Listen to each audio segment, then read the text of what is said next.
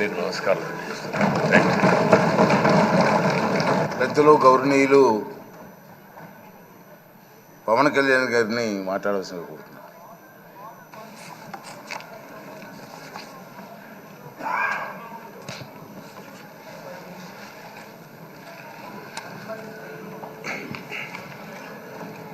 పదహారవ శాసనసభకి ఏకగ్రీవంగా ఎన్నికైన సభాపతి శ్రీ చింతకాల అయ్యన్ పాత్రుడు గారికి హృదయపూర్వక నమస్కారాలు, మీకు శుభాకాంక్షలు. ఇది నేను మొదటిసారి అసెంబ్లీలోకి అడుగు పెట్టడం. ఇలాంటి సుదీర్ఘ రాజకీయ అనుభవం ఉన్న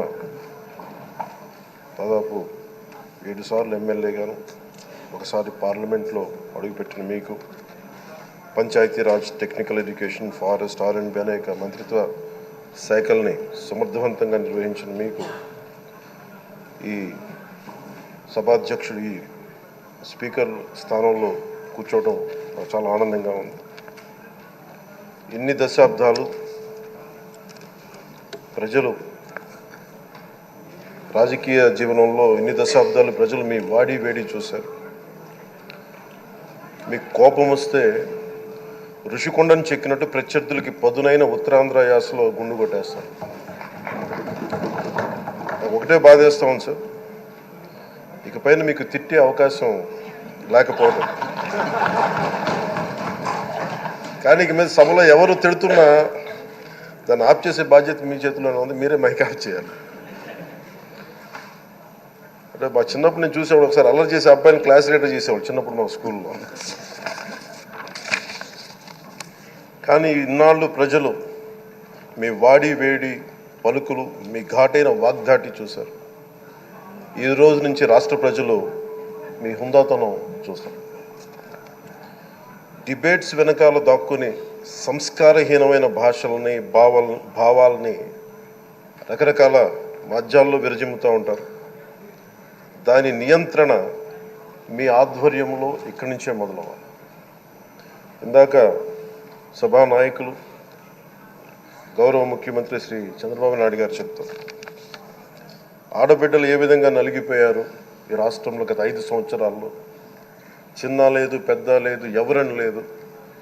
ఎవరన్నా సరే ఒక మాట మాట్లాడితే వాళ్ళు వ్యక్తిగతంగా దూషణ, సోషల్ మీడియాలో వాళ్ళని క్యారెక్టర్ అసాసినేట్ చేయటం, వాళ్ళు పెద్ద నాయకులు కావచ్చు, కార్యకర్తలు కావచ్చు, లేదా వాళ్ళకి ఎదురు తిరిగి ఒక ఒపీనియన్ చెప్పి ఎవరైనా సగటు మనిషి కూడా కావచ్చు, అది ఇక్కడితో ఈ రోజు నుంచి ఆగిపోవాలి అధ్యక్ష. అది మీ ఆధ్వర్యంలోనే మొదలవ్వాలి. గత ప్రభుత్వం తాలూకు సభ జరిగిన విధానం చూస్తే ఈ వ్యక్తిగత దూషణ ఇవన్నీ చాలా ఇబ్బంది పెట్టే ప్రజలు. ఈ రోజున వాళ్ళకి 11 సీట్లకు పరిమితం అయ్యారు, ఈరోజు లేరు, ధైర్యం లేదు వాళ్ళకి. విజయాన్ని తీసుకోగలిగారు కానీ ఓటమిని కూడా ధైర్యంగా కూర్చుకునే వాళ్ళకి స్థాయి లేదు, వాళ్ళకి పారిపోయారు ఇక్కడి నుంచి. భావంలో ఉండే తీవ్రత భాషలో ఉండాల్సిన అవసరం లేదు. భాష మనుషుల్ని కలపడానికి కానీ విడగొట్టడానికి కాదు. భాష విద్వేషం రేపడానికి కాదు, పరిష్కరించడానికి. ఎంత జటిలమైన సమస్య అయినా, భయంకర సమస్య అయినా చర్చల ద్వారా పరిష్కరించుకోవడానికి కానీ వివాదం సృష్టించడానికి కాదు. ఈ సభ ఉన్నది అందుకు.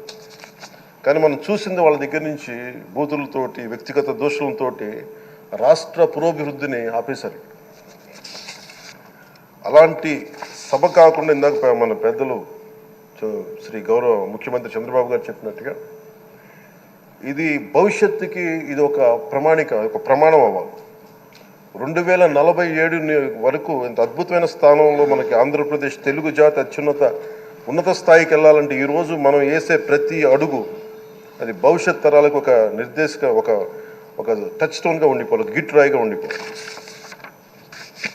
ఈరోజు నీ సభలో ఉన్న గౌరవ సభ్యులందరూ చట్టాలు చేయడానికి ఉన్నారు, చట్టాలు ఉల్లంఘించడానికి కాదు. విభేదించడం అంటే ద్వేషించడం కాదు, వాదించడం అంటే కొట్టుకోవడం కాదు. ఇవన్నీ విభేదించడం, వాదించడం ఇవన్నీ ప్రజాస్వామ్యానికి చాలా మౌలికమైన పునాదులు. ఆంధ్రప్రదేశ్ ఆవిర్భావం జరిగి అసలు భాషా ప్రయుక్త రాష్ట్రాల ఆవిర్భావమే మన ఆంధ్ర రాజ్యంతో మొదలైంది. అమరజీవి పొట్టి శ్రీరాములు గారి బలిదానం మీద మన రాష్ట్రం పుట్టింది. 56 రోజులు తిండి తిప్పలు తినకుండా నరకం అనుభవిస్తూ ఆయన బలైపోయారు. ఆయన మరణానికి చేరువవుతూ ఆమరణ నిరాహార దీక్ష చేసిన ప్రతిరోజు మనకి దాదాపు ఈ సుదీర్ఘమైన 6 దశాబ్దాల కాలం 1.5 సంవత్సర కాలం అంటే ఆయన ప్రతిరోజు చావుకి చేరువవుతూ భోజనం లేకుండా ఆయన గడిపిన ప్రతిరోజు మనకి 1.5 సంవత్సర కాలం.